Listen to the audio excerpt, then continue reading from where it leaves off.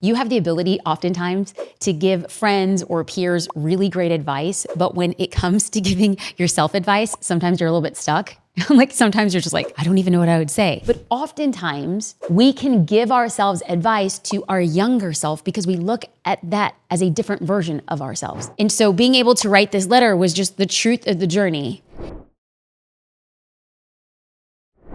If you could go back and tell yourself something, what would you say?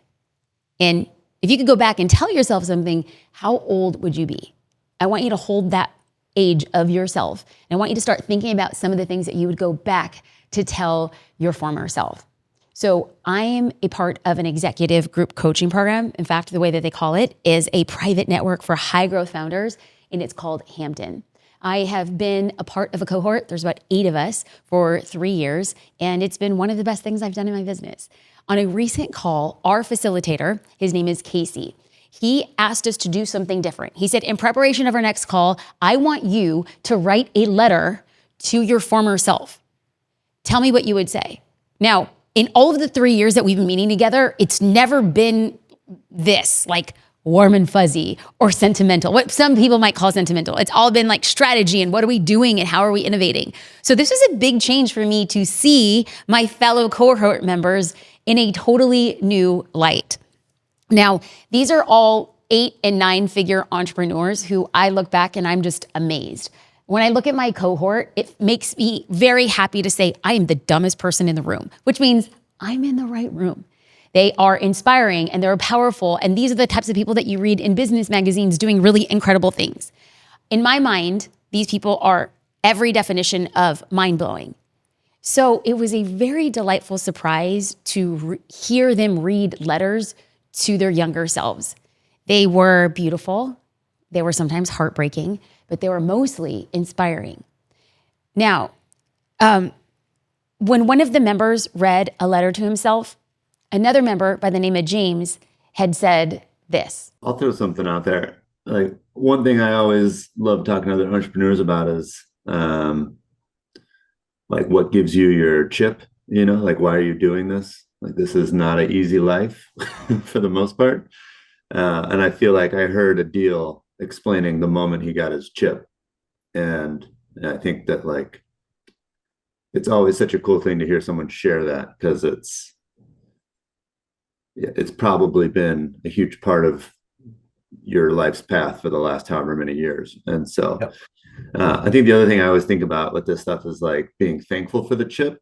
And so like even writing this letter, I was thinking like, what would you say to yourself to like, I'm happy with where my life ended up. Like you wouldn't want to change this moment where you're at, right? Like,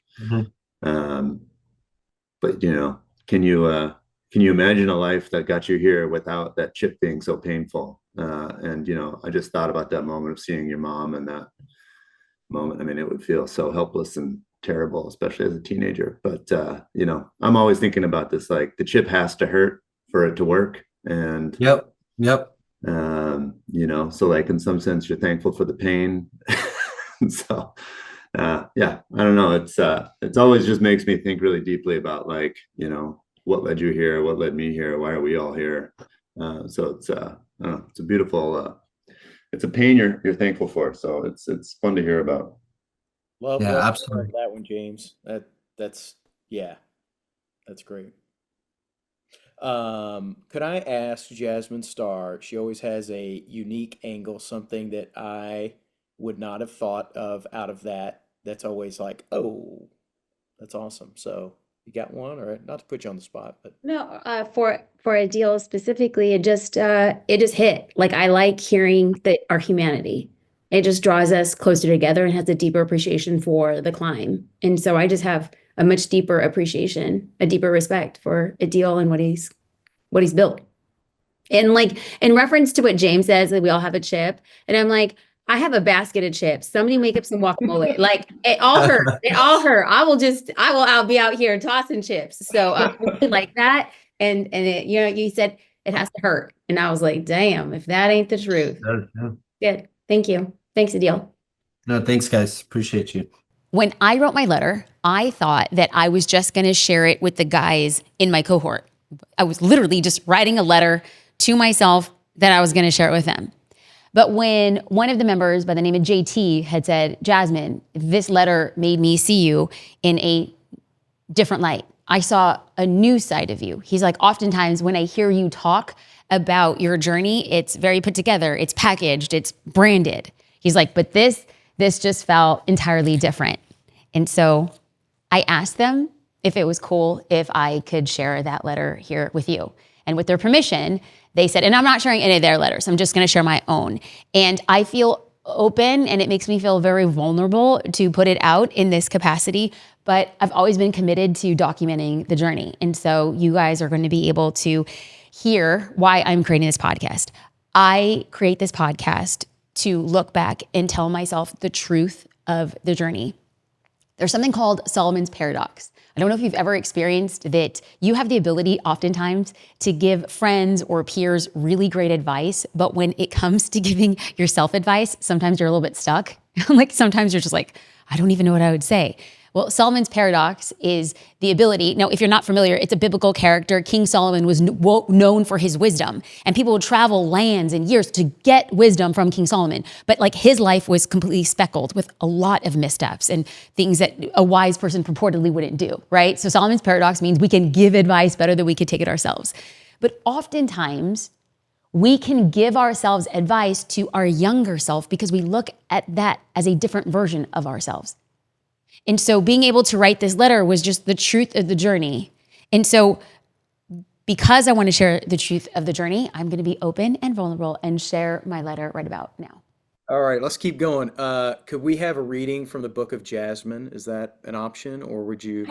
I had a feeling you were going to call on. I just did. I was like, because you guys already know in the back of my mind, I reverse engineered. I was like, there's no way. If each of us have 8 minutes, we were running out of time and I have to actually leave the call like 15 minutes early. So I was like, girl, you're good. And then I knew Casey was going to call me. Jasmine, no, I was born at night, but not last night.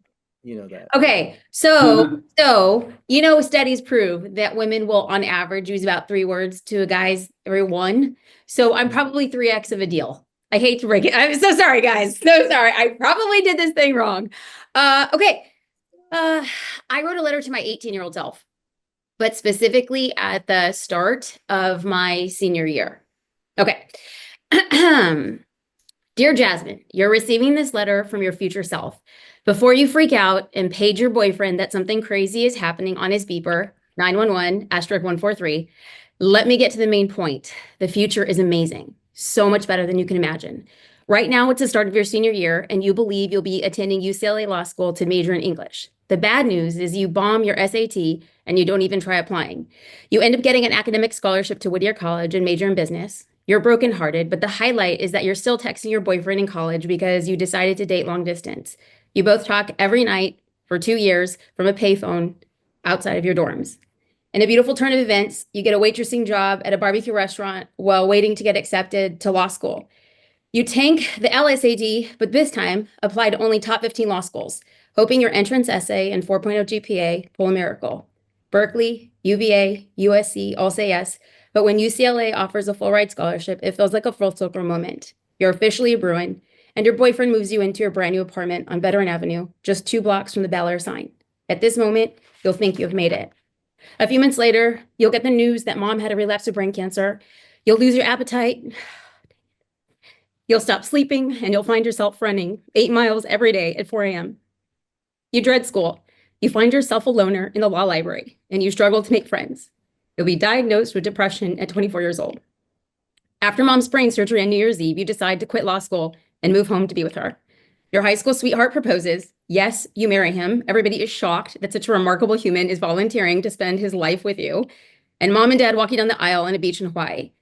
When it's time to return to UCLA to get your scholarship, you ask your husband if it would be crazy to wait a year to see if you could try to become a photographer instead. You don't even own a camera. 2 months later, you unwrap a Christmas gift from your husband, that brand new camera. 2 years later, you ask him to quit his job and join you. 2 years after that, you're named one of the top photographers in the world. You start a blog, your posts go viral, you begin traveling the world to shoot and speak about photography. You're then hired by large photography companies to consult on their branding and marketing.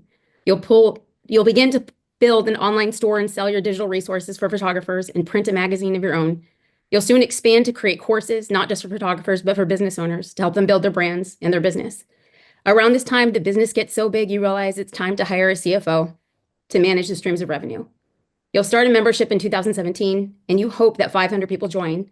In the first 5 days, 2,444 people join.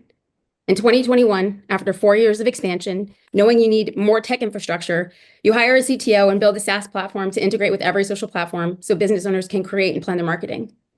In 2023, you decide to create a holding company. You either outright own or have equity in a series of companies, all under the umbrella company. You don't know what you're doing, but the opportunities that come your way blow your mind. On the days that you're tempted to question or doubt your big, crazy vision, you remind yourself that at every step along the way, you didn't know what you were doing, but you figured it out. And it's so much better than you can imagine. Along the way, you fell more in love with your husband. You adopted a beautiful, magical, incredible daughter. And mom survived brain cancer. And the best part is, even though it's been the hardest thing you've ever done, building this has been breathtaking, and it's made you happy. To be honest, I want to tell you to apply to UCLA Law School. To be honest, I want to tell you to apply to UCLA for undergrad, to finish law school, to take more risks, to go on more vacations, to dance until the morning sunrise. I want to tell you to get those investors, to double down on tech, to demand to be in those rooms, to take strategic debt, to make bigger bets on yourself. But I won't. I won't do any of that. This future life is so much bigger than you allowed yourself to dream, and it happened as it should, and it took as long as it needed, and everything is preparing you for the next big move. So right now, as you begin your senior year, don't be so hard on yourself. Live more in the present moment and trust that everything is working out for you. I'm so proud of you.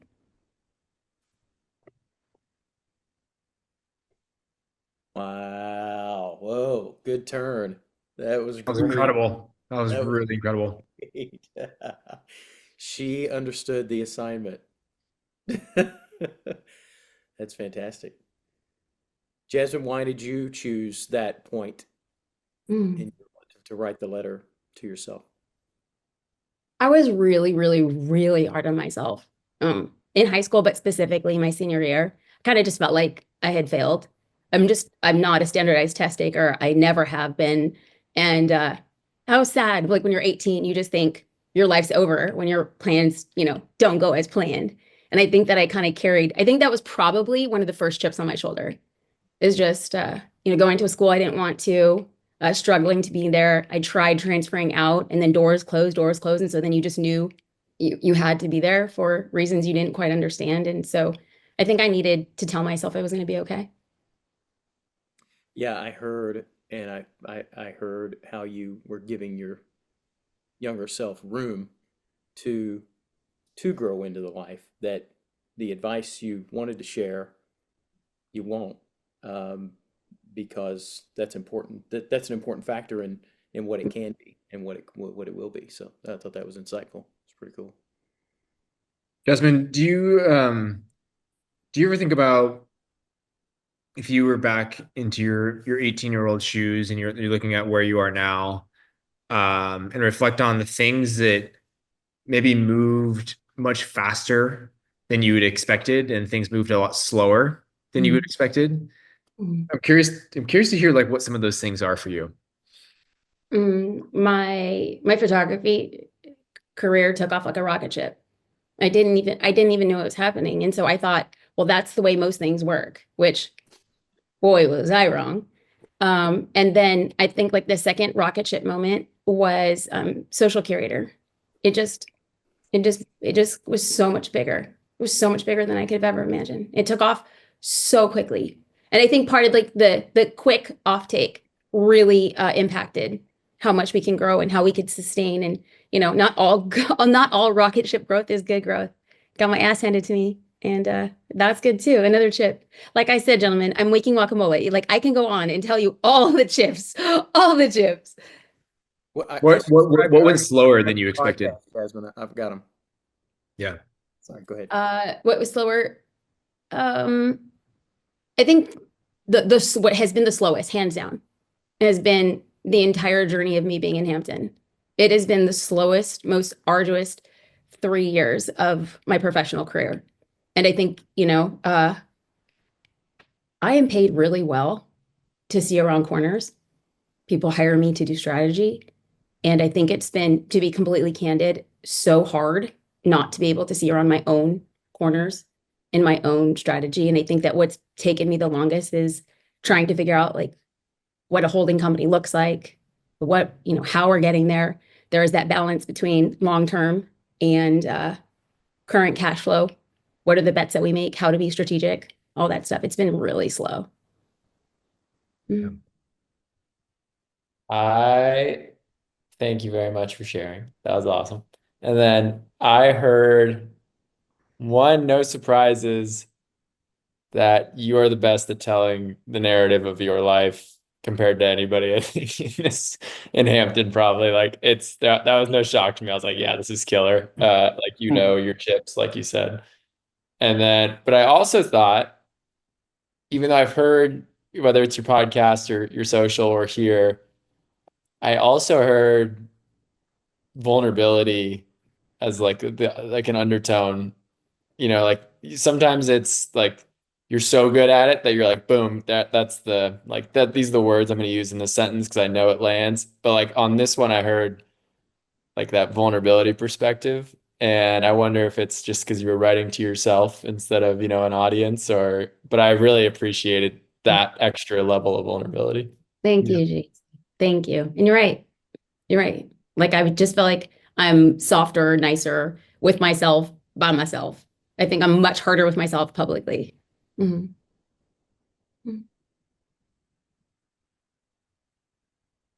Anybody else have a I heard or I felt or Yeah, that's something. Go ahead, James. Yeah, I don't know much of the Jasmine Star story. I'm pretty new here still, but I heard a lot of reassurance, and I think kind of like giving yourself strength. I'm curious if looking back, you feel like you needed that, or if that was something that you had and developed, or I guess I'm curious why you wanted to say that to yourself. You're so thoughtful. That the last comment that you had made towards the deal, I thought it was so extraordinarily thoughtful. And I feel like this is a very thoughtful question. And it's crazy. I wrote the letter to my former self, but the person who needs to hear it is my present self. I think that in 13 years, I'm going to write a letter back to myself and give myself the same advice I gave to my 18-year-old self. Like, don't be so hard on yourself. I'm going to cry. Oh, no, I'm not. We're good. Don't be so hard on yourself. Live more in the present and trust that everything's working out for you. I'm going to say the same damn thing. And so I was like, just like last night, kiss baby girl's head. And I was like, man, this is it. Like, this is it. This is it. I'm going to wish for the day to come back to this day. And so I'm just like, live now. Like, this is it. This is as good as it gets. Good answer. Yeah, it's interesting. I think you said like you would want to write the same letter to yourself 13 years later, because like you said, you were hard on yourself because you did bad on standardized tests. Mhm. In many ways, actually, it was so good for you that you did bad on those tests. Right. Had you done well, you've gone to law school and maybe you've been, some mid-market lawyer somewhere instead of all the stuff you've done. Right? Like Mid-market, Anar. Mid-market, but Heather. whatever. I'm just saying, like, fine. Like, imagine yourself just being a kidding. I'm partner just kidding. at a law firm. Like, is that any better? You know, like take it from me, right? When I say like I am really good at standardized tests, like I ace all my tests, and then I go do some meaningless job for a paycheck instead of like life forcing you to do something you should be actually doing instead of what kind of the society pushes you into doing, because that's what standardized tests push you to do. Isn't it an interesting, it's not really a paradox, but it's not the right term, but isn't it interesting how most of our lives we wouldn't change a thing? And look at how much confidence that is in that you are where you're supposed to be, or at least I guess, or you don't know any better, and so you wouldn't change a thing. But it is an interesting study to say, well, where would I be differently? Would I be better and worse? And how do I judge what's better or worse? There really is no such thing. It is, I am what I am. It is what it is. And so in theory, there are no wrong decisions.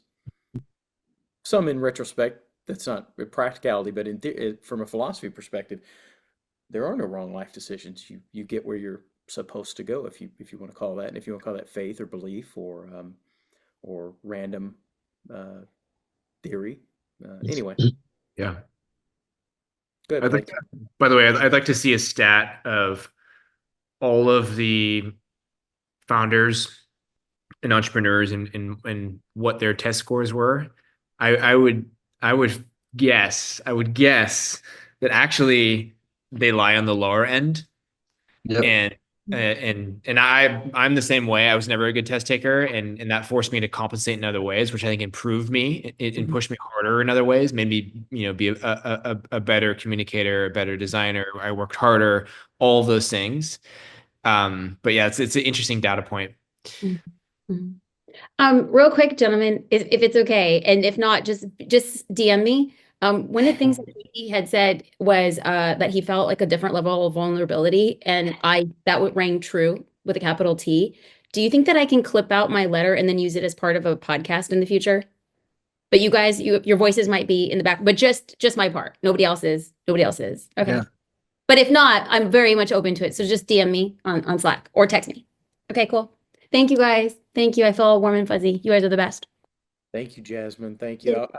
I'm always worried sometimes if you're going to allow yourself to be that open to us. And so I'm really was pleased to see that you did. So that's great. Well, in a room full of gentlemen, I cannot resist. So thank you guys. Thank you.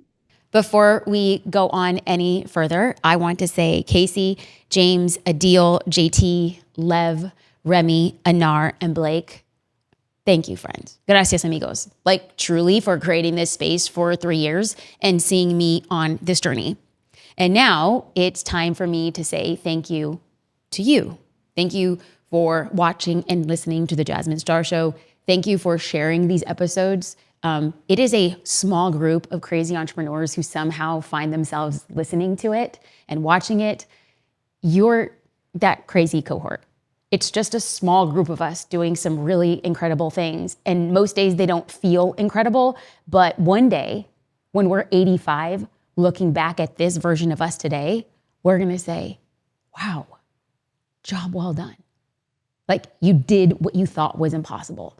And so on this day, I hope that you think of yourself at 85 years old and with deep pride and appreciation for the hustle and for the journey and for the joy and for the success and for the failures and for the lessons and for the ups and for the downs, you say, take it easy on yourself. You're doing a great job.